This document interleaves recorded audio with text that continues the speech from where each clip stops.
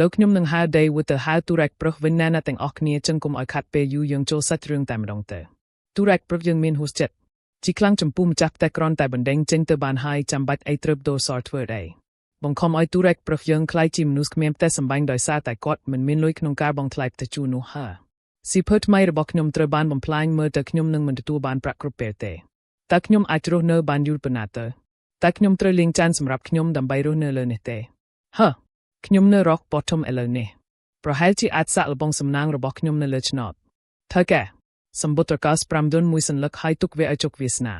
តើមួយណាដែលអ្នកចង់បានខ្ញុំគ្រាន់តែសាក់លបងសំណាងរបស់ខ្ញុំមួយណាក៏បានដែរស្អីគេនឹងតើខ្ញុំធ្វើការលើស្មងញឹកមិនហើយមើលទៅហើយលើនេះខ្ញុំកំពុងឃើញអ្វីនឹង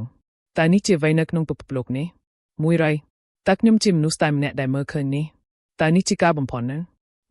តើខ្ញុំគួរសាក់លបងមួយទេ10យេនចុះបើ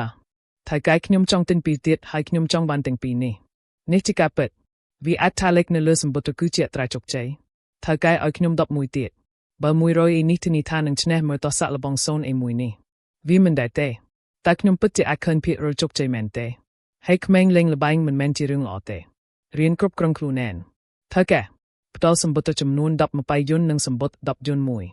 អ្នកប្រាកដជាចង់ទិញពួកគេមែនទេ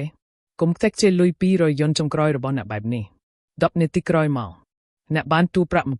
420យន្តក្នុង account Alipay របស់អ្នកឡើងវិញតើនេះជាសំណាងបែបណាជាដំបូងលេខតំណាងឲ្យភាគរយជោគជ័យនៃឆ្នោតប៉ុន្តែចំនួនទឹកប្រាក់ដែលឈ្នះគឺមិនដឹងច្បាស់វាពិតជាល្អណាស់ក្នុងការដឹងពីការឈ្នះឆ្នោតឧទាហរណ៍ឱកាសឈ្នះប្រាក់យន្តឬចំនួនផ្សេងទៀតសុបិនតែមែនទេគ្មាននរណាម្នាក់មានសំណាងនោះទេថៃកែផ្ដល់ឲ្យខ្ញុំនៅសម្បត្តិកោសតែឈ្នះជានិច្ចហើយកូនជុកកលើល្អជាងជាមួយនឹងរឿងមួយចំនួនដូចជាសំណាងនឹងមិនប្រាប់មិនអីទេខ្ញុំមានអារម្មណ៍ថាមានសំណាងថ្ងៃនេះប្រសិនបើខ្ញុំមិនឈ្នះទេខ្ញុំនឹងចាត់ទុកវាថាជាការផ្ដល់បរិច្ចាគបរិស្ថនទៅចុះដូច្នេះអ្នកមិនខ្វល់អំពី100យួនបន្ទាប់ពីឈ្នះ20000យន្តទេចាំមើលនៅពេលដែលសំណាងរបស់អ្នកអស់វានឹងមានរឿងអីចាំមើលហើយសំណាងរបស់ខ្ញុំនៅតែនៅខាងខ្ញុំឈ្នះ6ដងចប់គ្នា